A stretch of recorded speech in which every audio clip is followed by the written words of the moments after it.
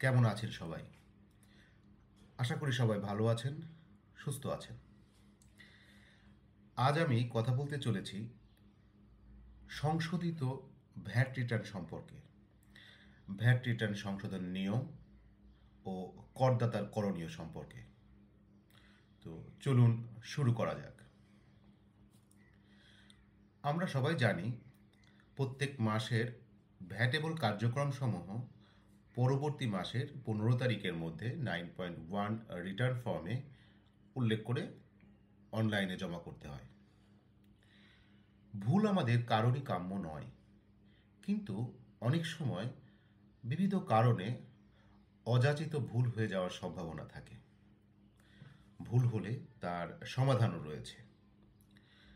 তো কিভাবে আমরা ভ্যাট রিটার্নের ভুলের সমাধান করতে পারি এবং সঠিক পথে থাকতে পারি সে সম্পর্কে আমরা চলুন বিস্তারিত জেনে নিই। নির্ধারিত সময়ের মধ্যে ভ্যাট রিটার্ন দাখিল করার পর করদাতা যদি নিজে বুঝতে পারেন যে তার রিটার্নে কোনো করণিক ভুল রয়েছে, তবে তিনি তা সংশোধনের জন্য কমিশনার বরাবর আবেদন করতে পারেন। কমিশনার যদি মনে করেন, তখন তৎক্ষণাৎ তিনি এ সংক্রান্ত আদেশ জারি করতে পারেন। অথবা যদি এমন হয় যে আমি আবেদনের 30 দিনের মধ্যে কমিশনার থেকে কোনো নাবোধক কোনো নোটিশ পাইনি, তবে আমি মনে করতে পারবো যে আমার আবেদনটি মঞ্জুর হয়েছে, যেটি ধারা ভ্যাট আইনের ধারা 66-তে বিস্তারিত বলা আছে। সুতরাং আমরা জানলাম ভ্যাট সংশোধনের জন্য অবশ্যই কমিশনারের অনুমোদন লাগবে। এখন কোন কোন ক্ষেত্রে আমরা ভ্যাট রিটার্নটি সংশোধন করতে পারি? আমাদের ভ্যাট আইনের 49 ধারাতে বলা আছে, যদি ভ্যাট রিটার্নে কোনো করণিক ভুল থেকে থাকে সেক্ষেত্রে আমরা সংশোধনের আবেদন করতে পারি। যদি এমন হয় যে হিসাবে কোনো ভুলের কারণে আমার কম কর পরিশোধ করতে হয়েছে, সেক্ষেত্রেও আমি নতুন করে সংশোধন রিটার্নের জন্য আবেদন করতে পারি।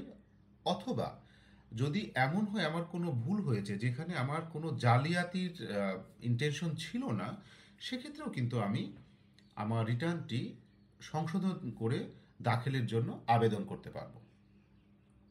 তবে এখানে একটি কথা বলে রাখা ভালো, যদি এমন হয় যে আমার কখনো রেয়াত গ্রহণ বা হ্রাসকারী সমন্বয় করার প্রয়োজন ছিল, এর নির্দিষ্ট আমরা জানি একটা কর সময় থাকে, কর মেয়াদ থাকে।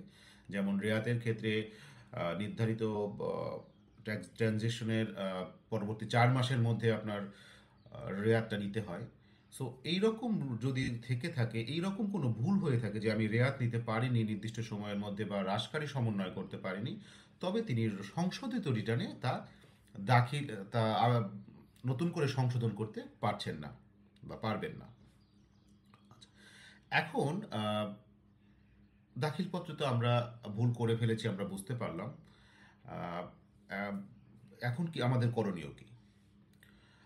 দাখিলপত্রে আমরা ভুল যখন ধরা পড়বে, তখন আমরা আগেই বলেছি কমিশনার বরাবর আবেদন করতে হবে। এটি 9.4 ফর্মে আমরা আবেদন করতে পারি, যেখানে ভুলের বিস্তারিত বর্ণনা থাকবে এবং আমাদের কমিশনার মহোদয় যেটি দেখে বুঝতে পারেন আমার ভুলটা কেন হয়েছে বা আমার সংশোধনের জন্য আমি ইলিজেবল হব কি না।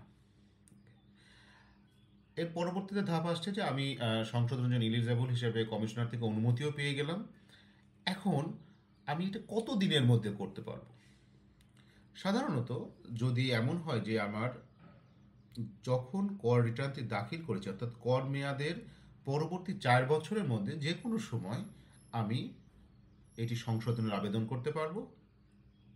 অথবা আহ, আমি যখনই ভুল ধরা পড়ে, যদি আমার কোনো অডিট কার্যক্রম বা ওই কর মেয়াদের সম্পর্কে কোনো আদেশ বা নিষেধাজ্ঞা জারি না হয়ে থাকে, তবে আমি কর ভ্যাট রিটার্নটি সংশোধনের জন্য ইলিজেবল হব। এখন তো সংশোধনের জন্য ইলিজেবল হইলাম, কিন্তু এখানে দুইটা ব্যাপার আসছে, যেটা হচ্ছে ভুল সংশোধনের কারণে আপনার দুইটা এফেক্ট হতে পারে। এক হচ্ছে আপনার কর দায় বৃদ্ধি পেতে পারে, এবং অথবা কর দায় হ্রাস পেতে পারে। যদি কর দায় বৃদ্ধি পায় সেক্ষেত্রে কী করণীয়?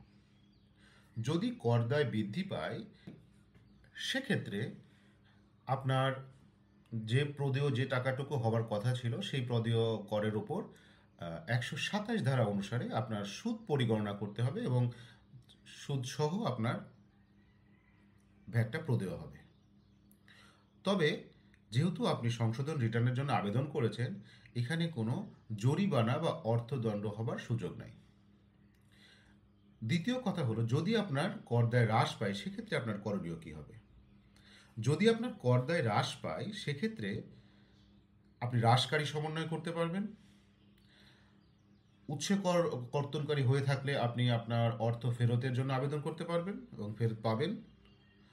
আর যদি টার্নওভার করের ক্ষেত্রে ভুল সংশোধনের ক্ষেত্রে আপনার ওই মাসের প্রদেয় থেকে আপনার এই টাকাটা আপনি সমন্বয় করতে পারবেন। সুতরাং আমরা আজকের আলোচনা থেকে বুঝতে পারলাম যে যখনই করদাতা ভ্যাট রিটার্নের ক্ষেত্রে কোনো ভুল করে থাকবেন, উনি কিভাবে তার সংশোধন রিটার্নটা দাখিল করবেন এবং এর এফেক্ট সমূহ কী হতে পারে। এ সম্পর্কিত আপনাদের অন্য কোনো প্রশ্ন থাকলে আপনারা কমেন্ট বক্সে জানাতে পারেন।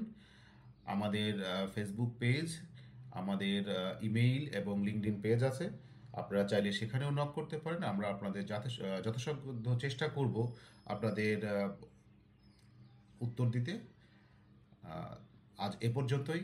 ধন্যবাদ। সবাই ভালো থাকবেন।